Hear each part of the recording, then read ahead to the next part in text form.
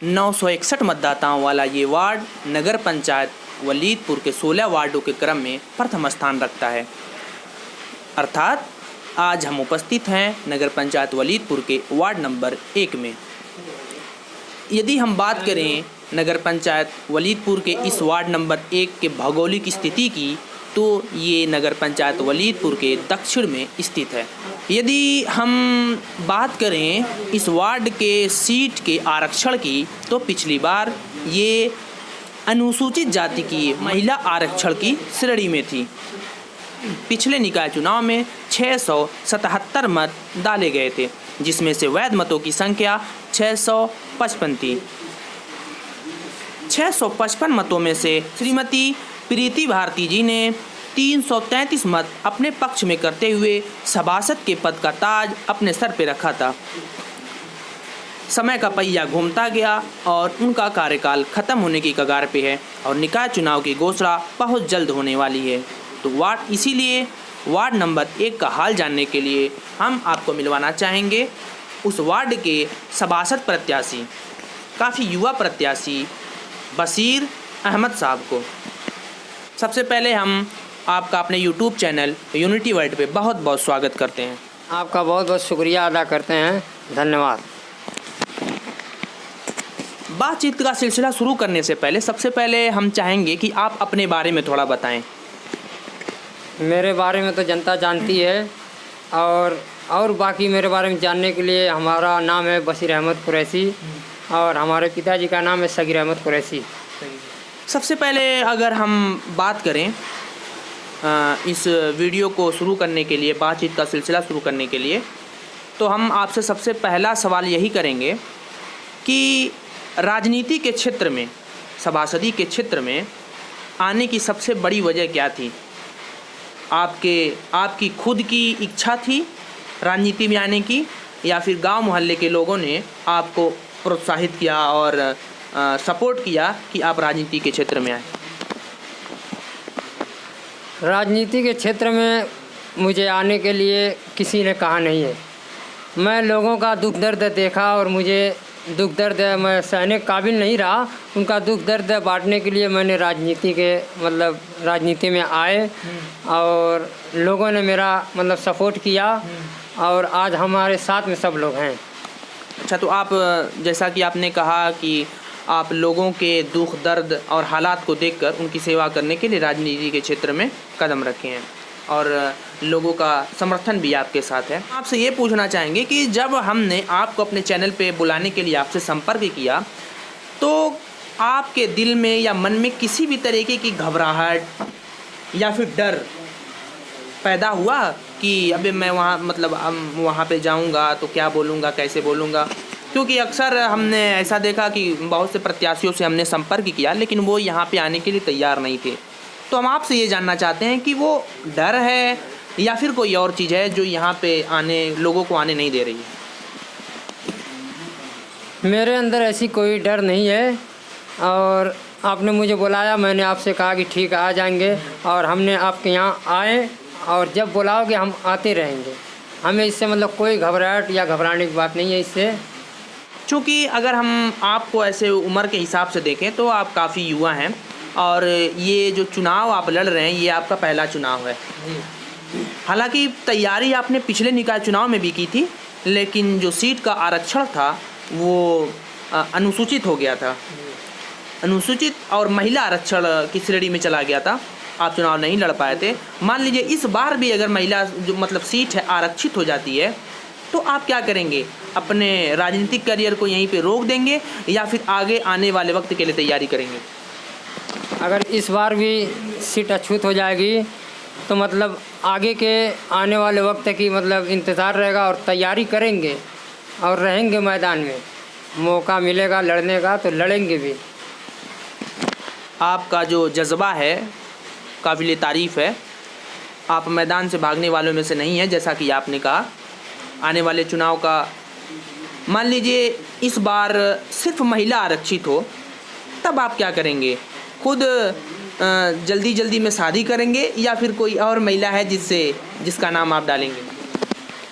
नहीं, इस बार भी अगर सीट महिला हो जाएगी, उम्मीद ही हैं उनको लड़ाएंगे चुनाव।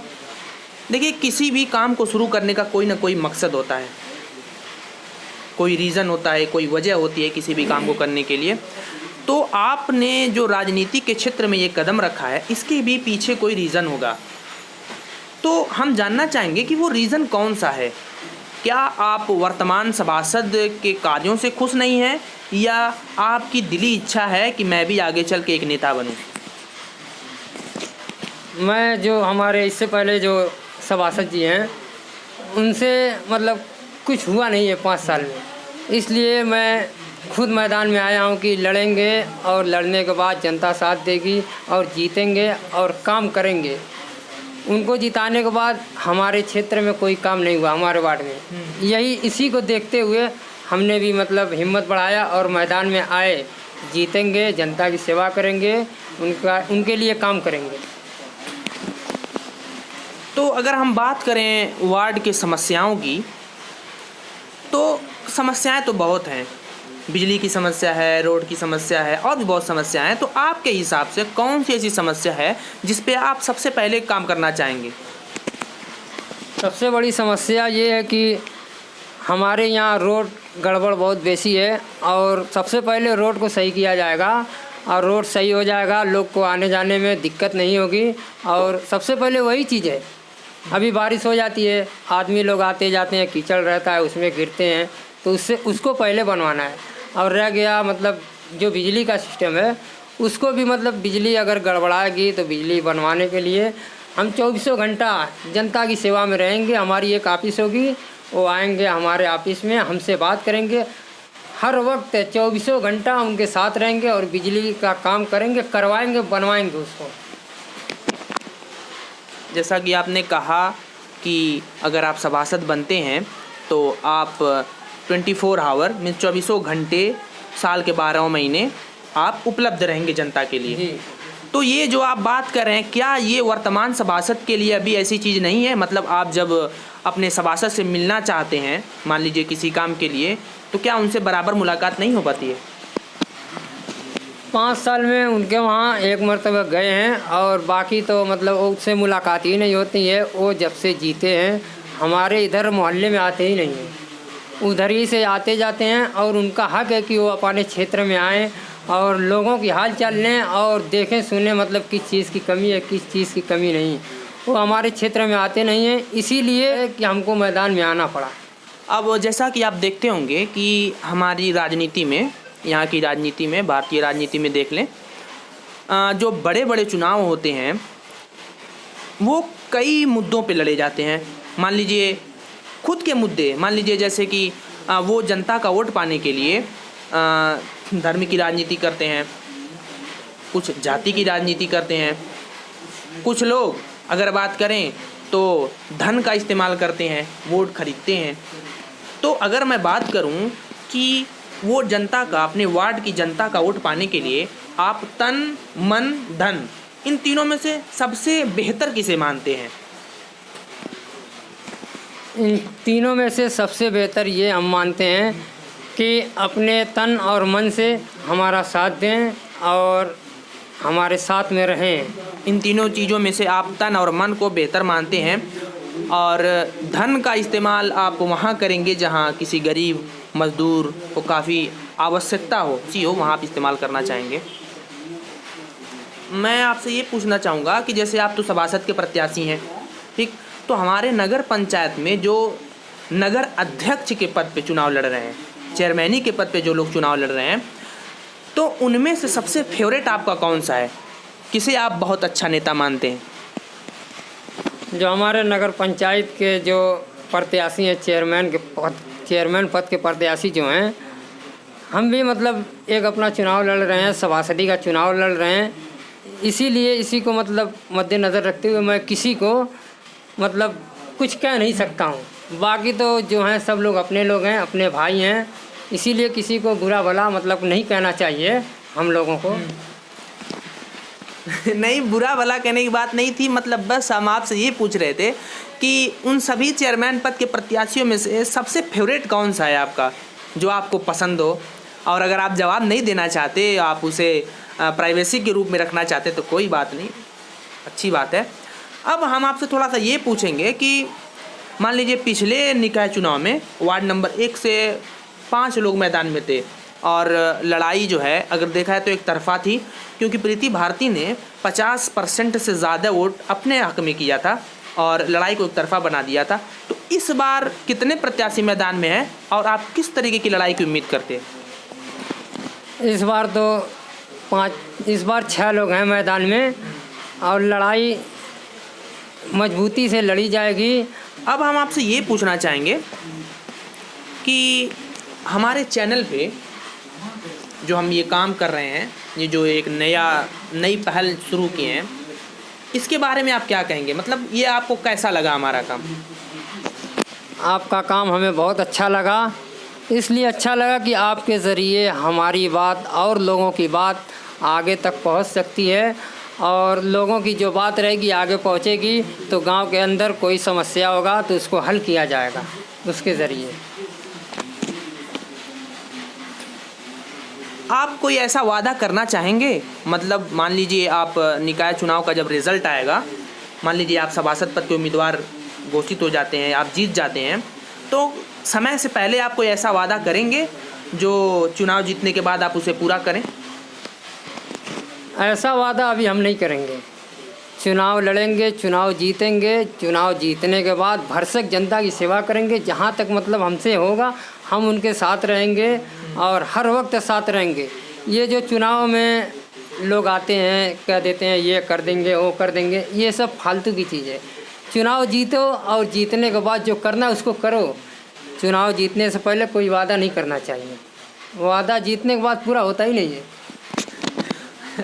सही है। जैसा कि अगर मैं एक उदाहरण देखें तो जो 15 लाख का वादा था अभी पूरा नहीं हुआ है, नहीं हुआ और हो सकता है कि आगे हो भी ना।